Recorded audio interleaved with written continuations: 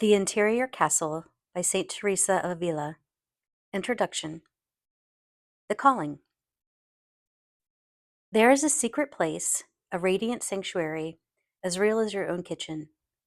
More real than that, constructed of the purest elements, overflowing with 10,000 beautiful things. Worlds within worlds, forests, rivers, velvet coverlets thrown over feather beds, fountains bubbling beneath a canopy of stars, bountiful forests, universal libraries, a wine cellar offering an intoxication so sweet you will never be sober again, a clarity so complete you will never again forget.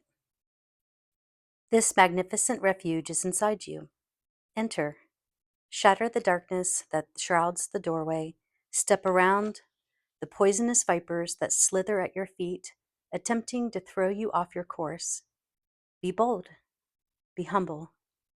Put away the incense and forget the incantations they taught you.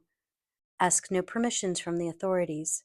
Slip away, close your eyes, and follow your breath to the still place that leads to the invisible path that leads you home. Listen. Softly, the one you love is calling.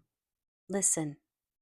At first, you will only hear traces of his voice, love letters he drops for you in hiding places, and the sound of your baby laughing, and your boyfriend telling you a dream, and a book about loving kindness, and the sun dipping down below the horizon, and a peacock's tail of purple and orange clouds unfolding behind it, and the nameless sorrow that fills your heart when you wake up in the night and remember that the world has gone to war and you are powerless to break up the fight. Let the idle chatter between friends drop down to what matters. Listen. Later his voice will come closer, a whisper you're almost sure is meant for you, fading in and out of the cacophony of thoughts, clearer in the silent space between them. Listen. His call is flute music, far away, coming closer. Be brave and walk through the country of your own wild heart. Be gentle and know that you know nothing. Be mindful and remember that every moment can be a prayer. Melting butter, scrambling eggs, lifting fork to mouth, praising God. Typing your daughter's first short story, praising God. Losing your temper and your dignity with someone you love, praising God. Balancing ecstasy with clear thinking, self-control with self-abandon. Be still. Listen. Keep walking. What a spectacular kingdom you have entered, befriending the guards and taming the lions at the gates. Sliding through a crack in the doorway on your prayer rug. Crossing the moat between this world and that, walking on water if you have to, because this is your rightful place. That is your beloved reclining in the innermost chamber, waiting for you, offering wine from a bottle with your crest on the label. Explore. Rest if you have to, but don't go to sleep. Head straight for his arms. And when you have dismissed the serpents of vanity and greed, conquered the lizards of self-importance, and lulled the monkey mind to sleep, your steps will be lighter. When you have given up everything to make a friend a cup of tea and tend her broken heart, stood up against the violation of innocent children and their fathers and mothers, made conscious choices to live simply and honor the earth, your steps will be lighter. When you have grown still on purpose, while everything around you is asking for your chaos, you will find the doors between every room of this interior castle thrown open, the path home to your true love unobstructed after all. No one else controls access to this perfect place. Give yourself your own unconditional permission to go there. Absolve yourself of missing the mark again and again. Believe the incredible truth that the Beloved has chosen for his dwelling place the core of your own being, because that is the single most beautiful place in all of creation. Waste no time.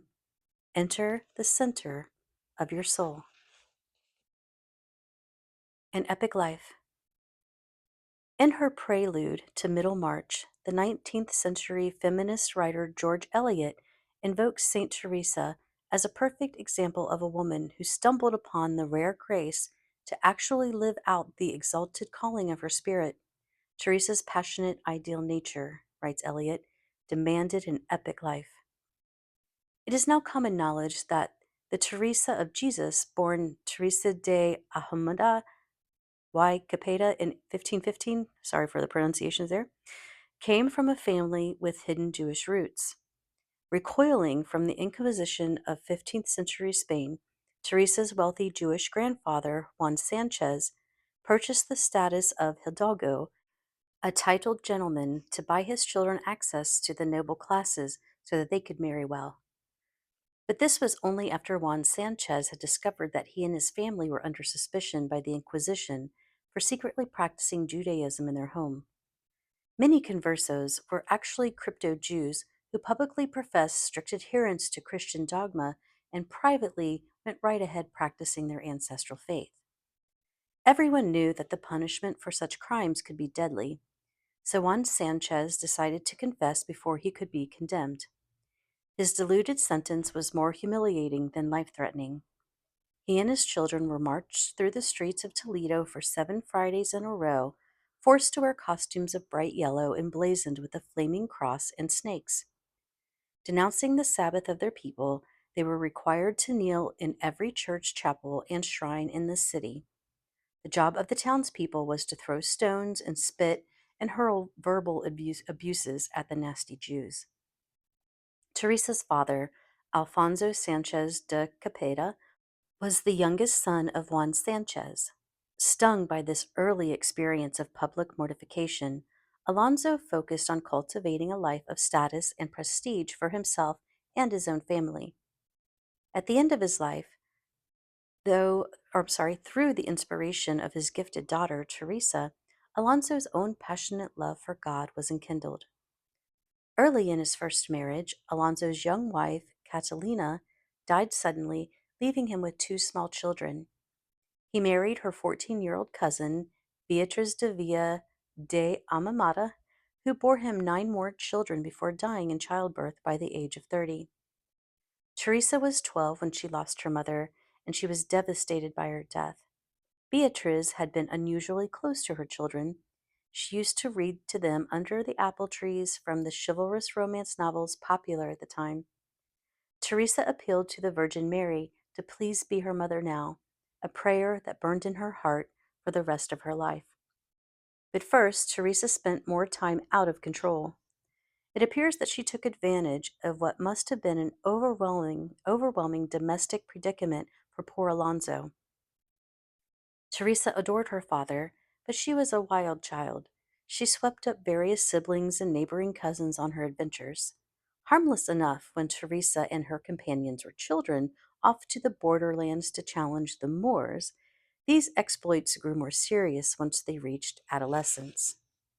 When she was 16, it was discovered that Teresa's liaison with a certain boy to whom she had happened to be distantly related had grown more intimate than was socially acceptable.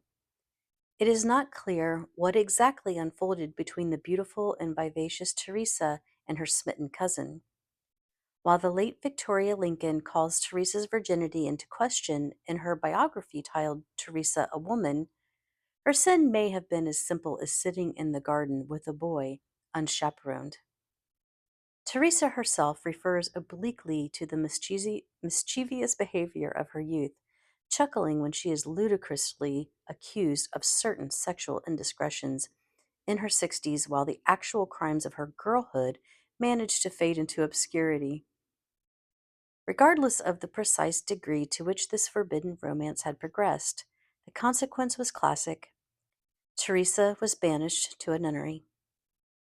The hope was that a convent education would not only straighten out the wayward girl, but would remove her from the sphere of temptation and allow the neighborhood focus to shift to fresh topics of interest.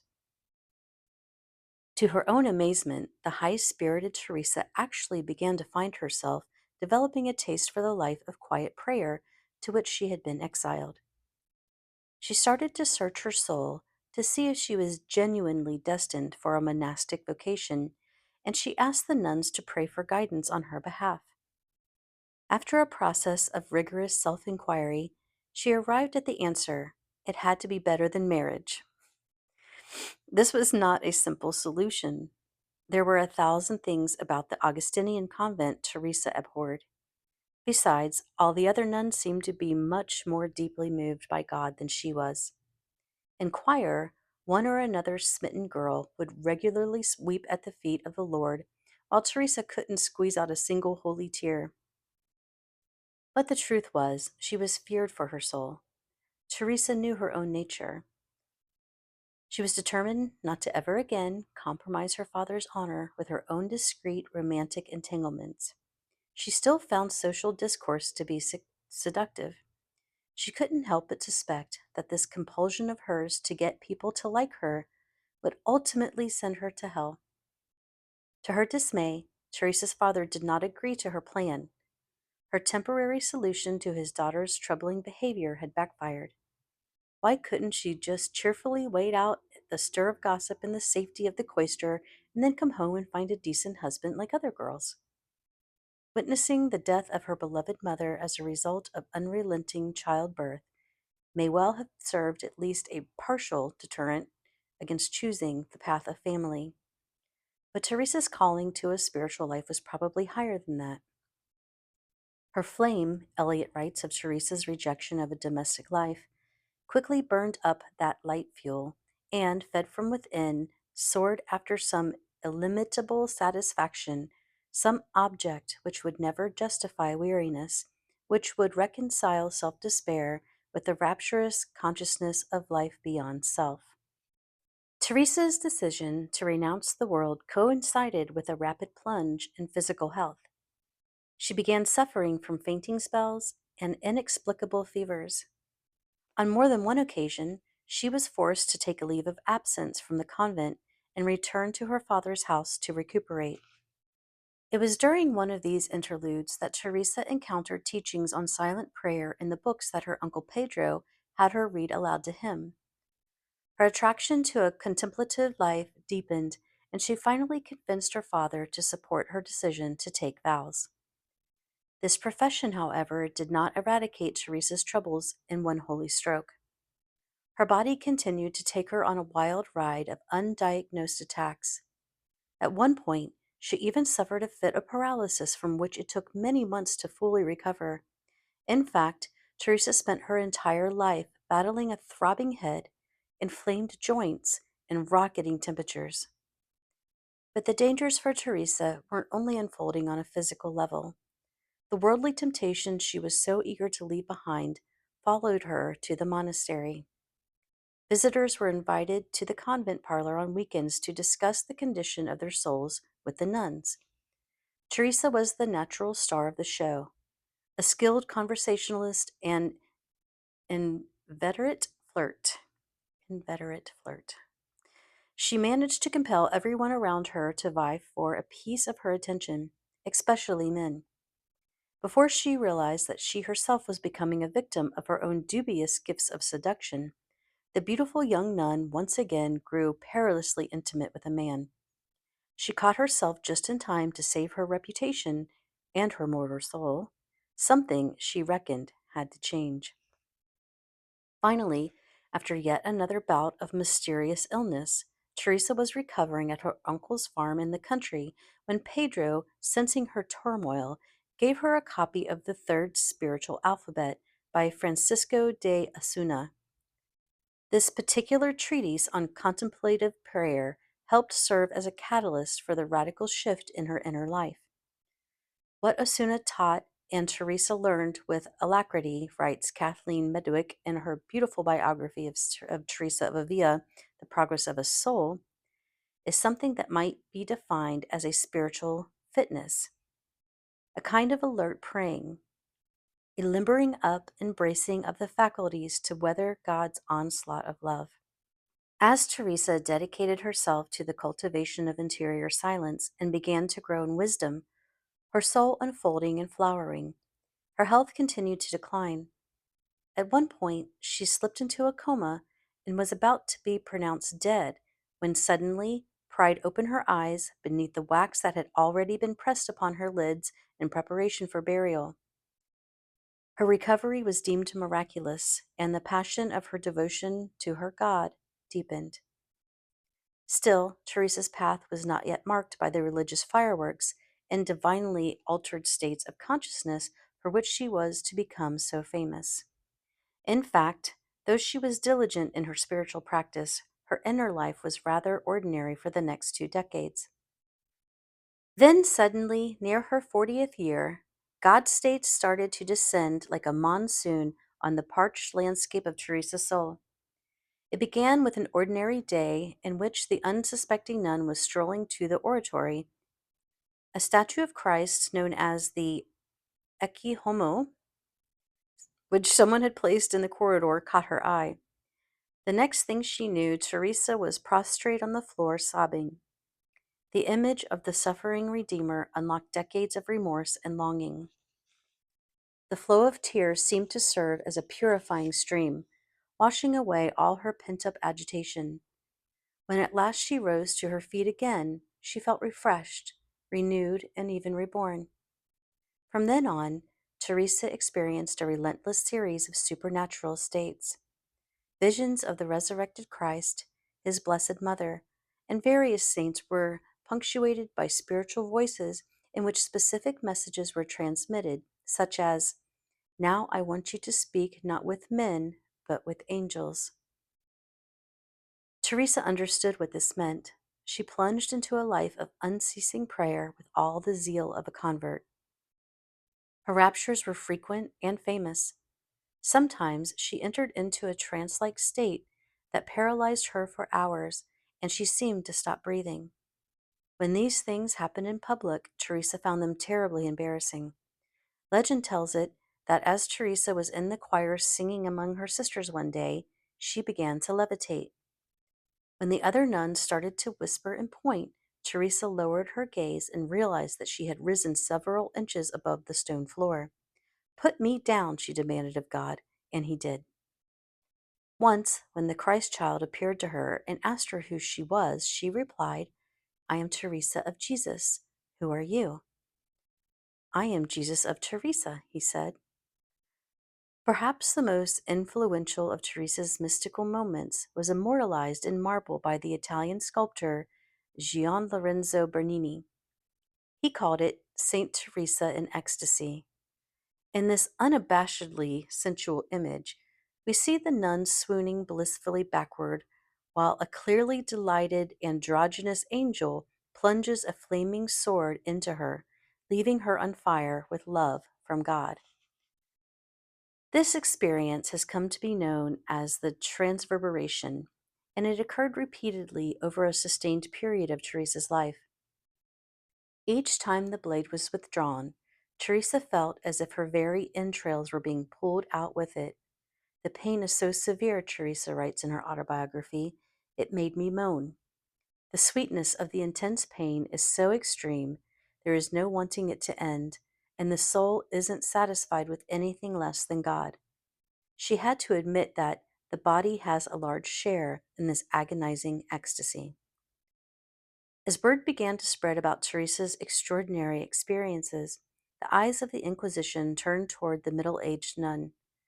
But Teresa's scrutiny of her own states was at least as severe as theirs. Fruitlessly, Teresa spent years seeking wise counsel to help her determine once and for all whether her visions, locutions, and raptures came from God or from the devil, or maybe even from the mental pathology, all expressions of which at that time were lumped under a single heading of melancholy. Teresa seemed to find her spiritual gifts more humbling than exalting. While she praised God continuously for blessing a common woman with such glorious tastes of his love, she remained equally devoted to the sanctity of the ordinary. Provisions were often scarce in convent life, and Teresa enjoyed cooking and eating. God, Teresa would say, lives also among the pots and pans.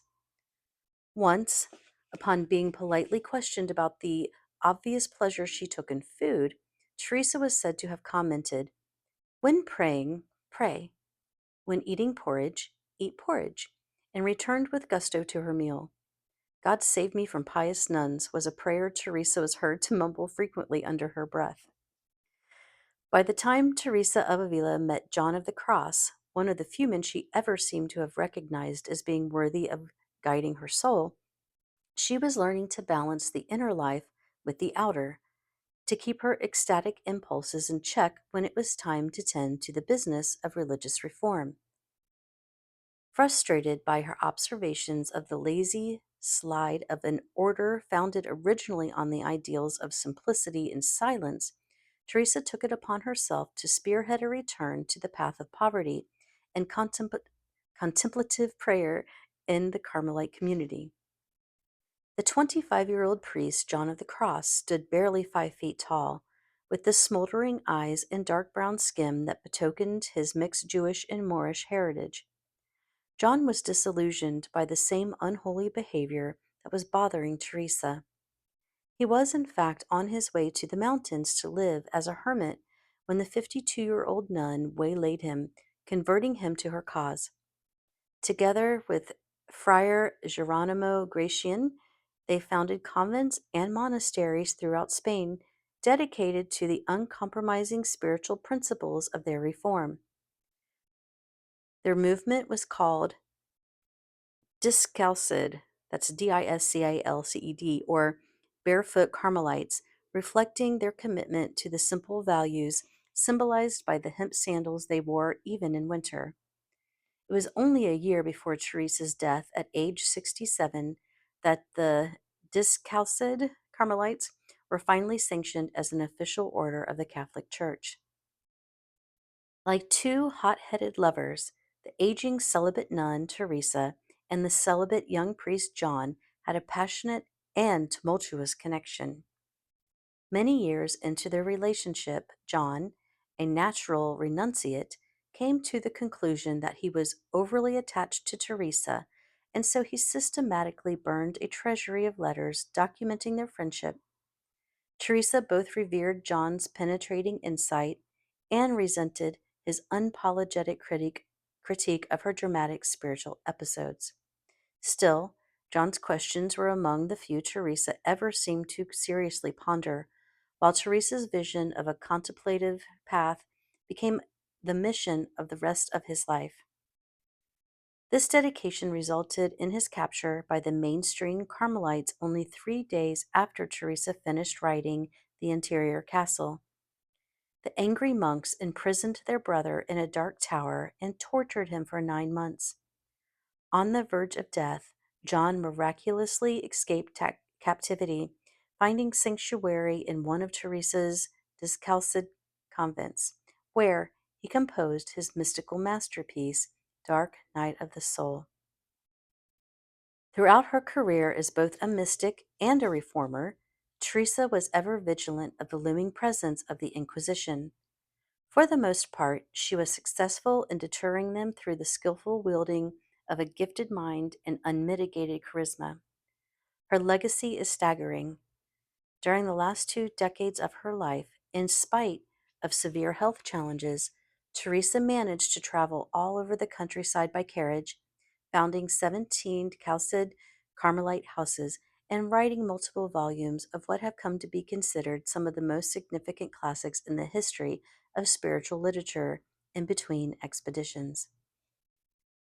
On one particularly grueling trip, Teresa and her nuns were attempting to cross a raging river with their donkey cart when the cable broke and washed away their supplies.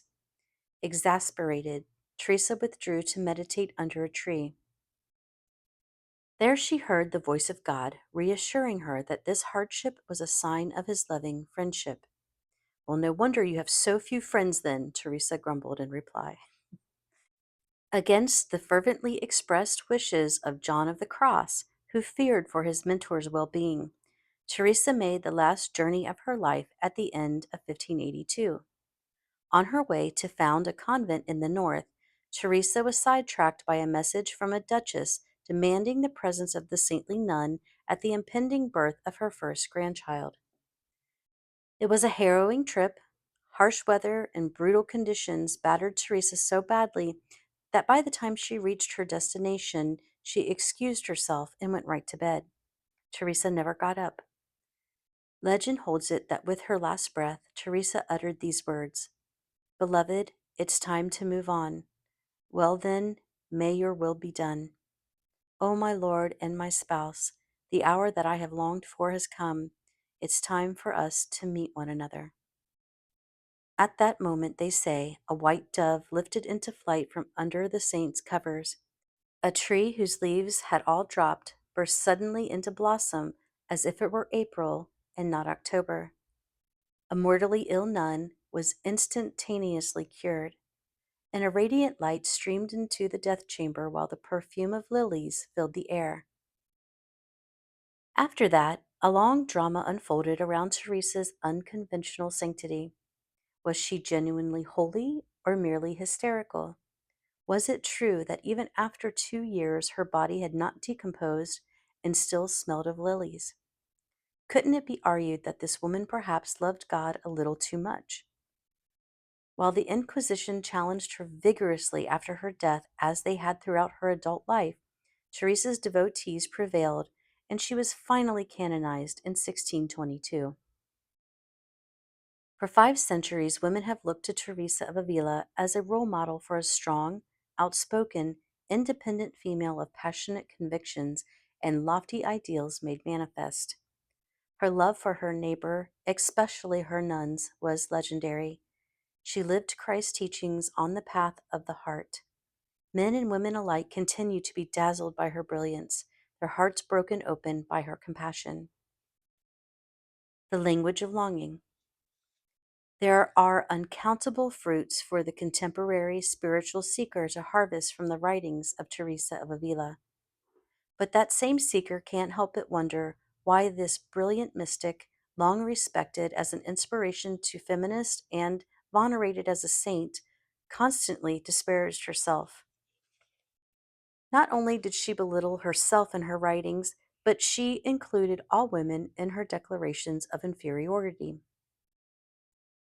I believe there were at least a couple of reasons for the attitude of self deprecation that strikes such a dissonant chord in Teresa's otherwise bold discourse on the spiritual path. The most obvious is that this stance might well have saved her life. From the moment she had her first mystical rapture to the night she drew her last breath, Teresa lived in fear of the Spanish Inquisition. Hyper alert to the threat of the Protestant Reformation, inquisitors were constantly on the look for unorthodox practices. A French group of Catholics known as Alumbrados was gaining in popularity. This was a movement that emphasized the cultivation of ecstatic states over formal prayer, which cast Teresa's rapture in an even more suspicious light. Her life was characterized by the struggle to balance the radical nature of her personal truth with the political discretion required to prevent her from being condemned as a heretic. Nowhere else in this struggle reflected more dramatically than in her final masterpiece, The Interior Castle. By the end of her life, Teresa had learned her lesson. If she didn't put herself down first, the Inquisition was likely to do it for her, and not just with words. For this reason, also Teresa continuously refers to herself in her writing as a certain person, as if this would disguise her identity. This phrase couldn't be more transparent. It is a case of the emperor's new clothes, under which the naked Teresa boldly and brightly shines. Though she came from a privileged family, Teresa was never formally educated. She was a woman destined for one of two possible paths: devoted wife and mother, or pious nun. Her innate wisdom was constantly being challenged by the letrados, men of learning, or half learned men, as Teresa sometimes referred to them, whom she considered to be the most dangerous and tiresome men of all. But because these were the leading characters in the prevailing drama, and Teresa required their approval for the safety and survival of her reform, she made sure that she regularly told them what they wanted to hear. Who am I to speak about such lofty things as prayer? She wonders demurely, between sublimely expressed passages of the inner life. nothing but a stupid woman. Contemporary feminists might be tempted to give up on Teresa in disgust after reading one too many of these shrill disclaimers, but I urge readers to be mindful of the historical context in which they arose. Teresa had the double disadvantage of having a converso heritage and being a woman in the world dominated by Roman Catholic men. Teresa was probably suffering far less from a case of fatally low self esteem than she was in danger of losing her life to ideological persecution. On the other hand, I believe that there was an element of authenticity in Teresa's cultivated modesty. Knowing full well that she was gifted with uncommon wit and charm, Teresa was engaged in a lifelong battle against vanity and temptation. She considers the most important dwelling of the interior castle to be the chamber of self knowledge and humility. Over and over again, she stresses to her nuns that if they are graced with the gift of spiritual raptures, they should not consider themselves to be any more special than anyone else, but instead use these blessings as an opportunity for praising God and recognizing the insignificance of the separate self. Still, I confess that I took the liberty as Teresa's most recent English language translator to soften some of her more loaded religious vocabulary.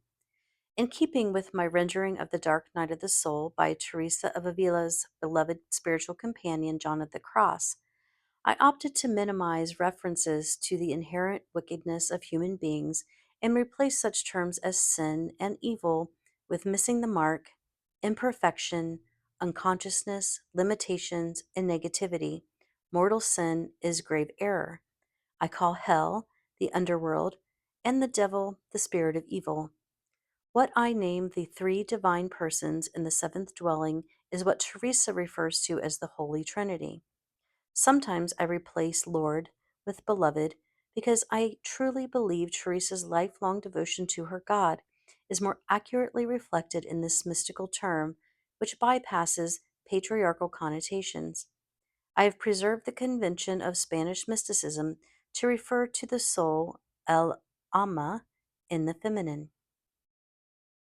The most fervent prayer of anyone translating any genius must be something like, "Please let me be so immersed in the spirit of this work that I convey the message truly across the vast chasm of time and space, language and culture. May the stylistic and philosophical choices I make be true to that spirit." This prayer was certainly mine each day that I sat down at my table, spread with a banquet of books.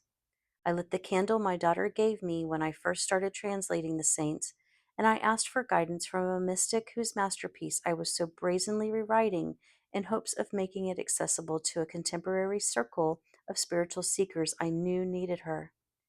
I can't help but believe that she would have approved of my boldness, if not the results. The vision. In her 60s, when Teresa of Avila had already lived far longer inside her own aching bones than she had ever anticipated, she was having one of those dangling conversations about the spiritual path one day with her confessor, Gracian.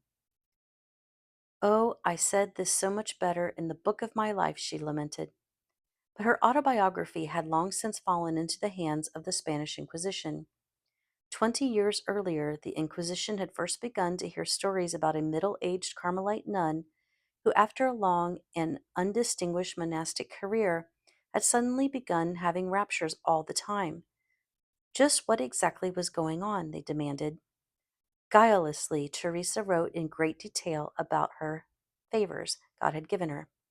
She never suspected that telling the truth would get her into such trouble, precipitating years of heartache and stress. "Write it again," Gracian urged her. "Only this time paint your experience in a very general way so that nobody could prove you're talking about your own life. Direct it to your nuns, they needing these teachings. We all do." "Is this an order?" Teresa asked ruefully, in which case her vow of obedience would compel her to comply. "It is," Gracian smiled. Like many of the men in Teresa's life, he was in his heart as much her disciple as her superior. But by virtue of the gender roles dictated by the Catholic Church, he considered it his duty to shepherd her soul, and Teresa genuinely valued his guidance. Talking about prayer was one thing, sitting down to write was another. In the 2 decades since Teresa had had her first mystical experiences, she had written a number of major books on the path of prayer, composed volumes of sacred poetry, and carried on a collection of prolific correspondences. In between writing projects and against unimaginable odds, she had directed a revolutionary religious reform throughout Spain. Still, Teresa's inner life had ripened immeasurably since she had written that initial account of her own spiritual story. She had to admit that she had learned a few things since then, which perhaps not only qualified her to speak of certain advanced states of prayer, but actually obligated her to share her understanding with other souls who had committed themselves to the journey of awakening. This realization did not, however, make the prospect of obeying Gracian's directive any easier. By this time, Teresa's reform was under more intense fire than ever before, and her physical health was a mess. Between dodging political bullets and enduring horrendous headaches, bouts of vertigo, and a multitude of other bodily ailments, Teresa was in no mood to write another book. All she wanted to do was sit by the fire with her spinning, then trundle off to choir and sing to her God. The prologue to the interior castle is a little more than a veiled complaint.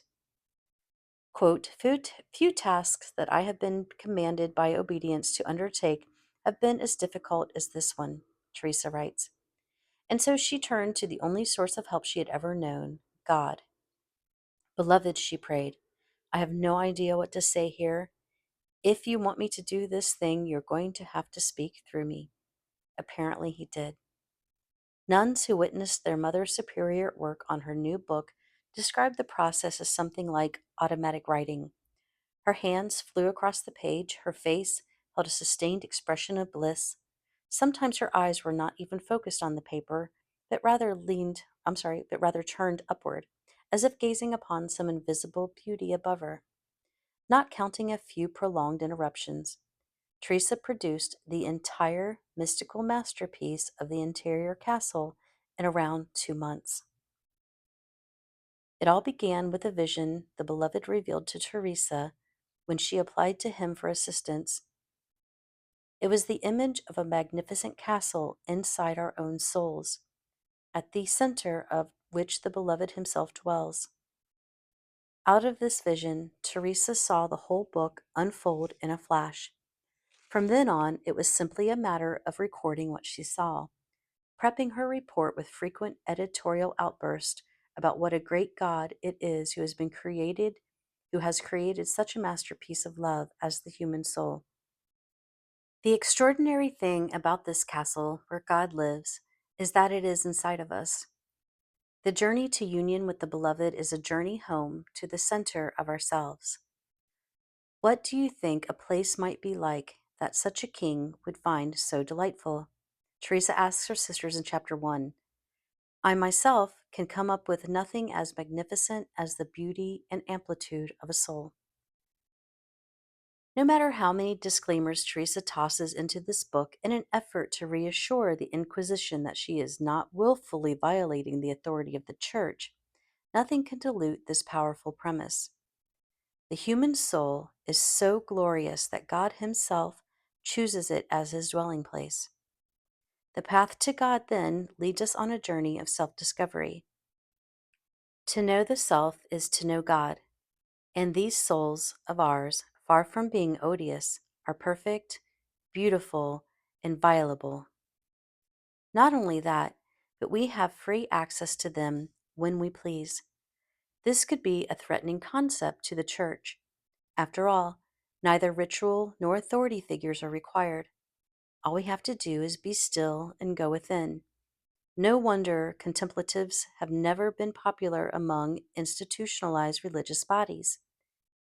If it hadn't been for Teresa's gift for charming Spanish inquisitors, government officials, and prospective supporters, as well as her carefully cultivated political connections in a multitude of sectors, she might just have as easily been burned at the stake as venerated as a saint.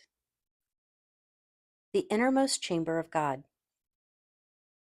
From the center of the soul, Teresa teaches, God is calling. The driving force of our existence is our longing to find our way home to Him. This quest involves passage through the seven essential chambers of the interior castle. The doorway of the castle is contemplative prayer, but entry is guarded by a host of venomous creatures whose mission is to thwart the soul's journey to union with the beloved by distracting her with all kinds of insidious worldly temptations.